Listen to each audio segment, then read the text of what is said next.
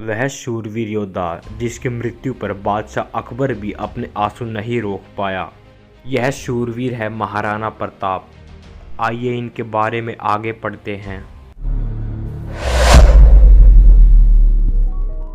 भारत के इतिहास में ऐसे कई राजा महाराजा हुए जिनका नाम आज गर्व से लिया जाता है। ऐसे राजा महाराजाओं को भारत माता का पुत्र कहकर सम्मानित किया गया है।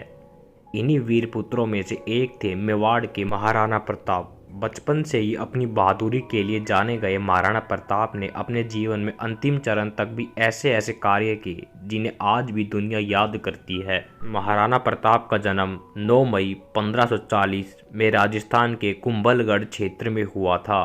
उनके पिता महाराणा उदय सिंह एवं माता रानी जीवंत कंवर ने बचपन से ही उन्हें ऐसी सीख प्रदान की थी जिससे पाकर वे प्रतापी बने थे। कहते हैं कि महाराणा प्रताप को बचपन में कीका नाम से पुकारा जाता था। बचपन से ही वे दिमागी रूप से काफ़ी कुशल थे और चीज़ों को जल्द से जल्द समझ लेते थे। यही कारण है कि महाराणा प्रताप के बचपन से भी जुड़ी कई कहानियां ऐतिहासिक पन्नों में दर्ज हैं। बड़े होकर महाराणा प्रताप ने अपने राज्य की बागडोर संभाली। उनका राज्याभिषेक गोकुंदा में हुआ था।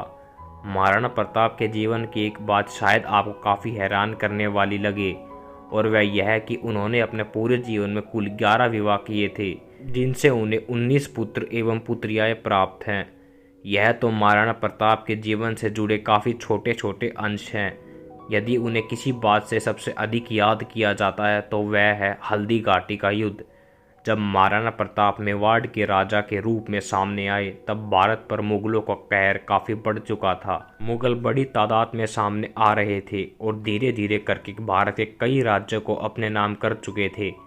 यह वह ऐसा समय था जब मुगलों से टक्कर लेना भी एक स्वप्न जैसा था, लेकिन प्रतापी राजा महाराणा प्रताप को डर की एक भी हवा छू भी नहीं सकी। उन्हें मुगल बादशाह अकबर का सत्ता के सिंहासन पर होना गवारा न था और समय आ गया था जब मेवाड़ राज्य एवं मुगल फौज के बीच एक भयंकर युद्ध हुआ, हल्दी घाटी का युद्ध।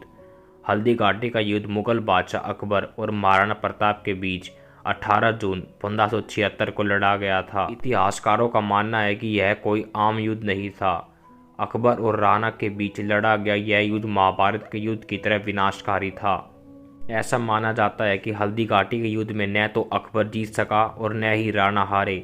मुगलों के पास सैन्य शक्ति अधिक थी तो राणा प्रताप के पास जुझारू शक्ति की कोई कमी भी नहीं थी। दोनों ओर से बराबरी की टक्कर के चलते हुए कि कोई परिणाम हासिल न हो सका।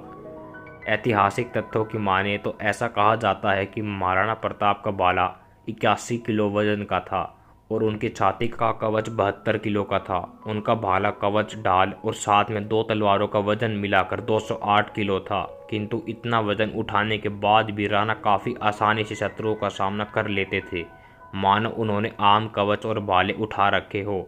हल्दी घाटी के युद्ध में महाराणा प्रताप के पास सिर्फ 20,000 सैनिक थे और अकबर के पास तकरीबन 85,000 सैनिक। लेकिन इसके बावजूद महाराणा प्रताप ने हार नहीं मानी और स्वतंत्रता के लिए संघर्ष करते रहे। राणा के इस साहस को देखकर एक पल के लिए अकबर भी दंग रह गया था। वह समझ नहीं पा रहा था कि कैसे युद्ध को जीता जाए। उसकी सारी रणनीतियाँ बेकार जा रही थी क्योंकि महाराणा प्रताप की फौज की ताकत के सामने अकबर की इतनी बड़ी फौज भी कुछ नहीं कर पा रही थी। अतः अकबर ने वह किया जिसका किसी को अंदाजा नहीं था। ऐसा कहा जाता है कि जब युद्ध का कोई परिणाम नहीं मिल पाया तब अकबर ने महाराणा प्रताप को समझाने के लिए 6 शांति दूतों को भेजा था जिससे युद्ध को शांतिपूर्ण तरीके से खत्म किया जा सके। लेकिन महाराणा प्रताप ने यह कहते हुए हर बार उनका प्रस्ताव ठुकरा दिया कि राजपूत योद्धा यह कभी बर्दाश्त नहीं कर सकता। महाराणा प्रताप को आज न केवल एक अच्छे योद्धा वरन एक सबसे अच्छे शासक के रूप में भी याद किया जाता है। कहते हैं कि जब से उन्होंने मेवाड़ को मुगलों की गुलामी से आज़ाद कराया था तब से लेकर उनके अंतिम समय तक कभी भी कोई मुगल उनके राज्य के किसी भी कार्य में दखल नहीं दे सका। उनका राज्य केवल उनके कहने पर चलता था। कोई भी बाहरी उनके राज्य में उनकी मर्जी के बिना प्रवेश भी नहीं कर सकता था। महाराणा प्रताप ने अपने जीवन के अंतिम चरणों में अपने राज्य की काफ़ी सेवा की। उनकी मृत्यु 19 जनवरी 1597 में अपनी नई राजधानी चावंड में हुई थी। कहा जाता है कि उनकी मृत्यु से उनके चाहने वालों को काफ़ी दुख पहुंचा था, लेकिन उनके सबसे बड़े दुश्मन कहे जाने वाले मुगल बादशाह अकबर को भी राणा की मृत्यु पर काफ़ी चोट पहुंची। अकबर की नज़र में महाराणा प्रताप एक शूरवीर योद्धा और सच्चे देशभक्त थे, जो अपने लोगों के लिए अपनी जान भी न्यौछावर कर सकने की क्षमता रखते थे। ऐसे योद्धा युगों के बाद जन्म लेते हैं। दोस्तों, अगर आपको यह कहानी अच्छी लगी हो तो लाइक और सब्सक्राइब जरूर करें।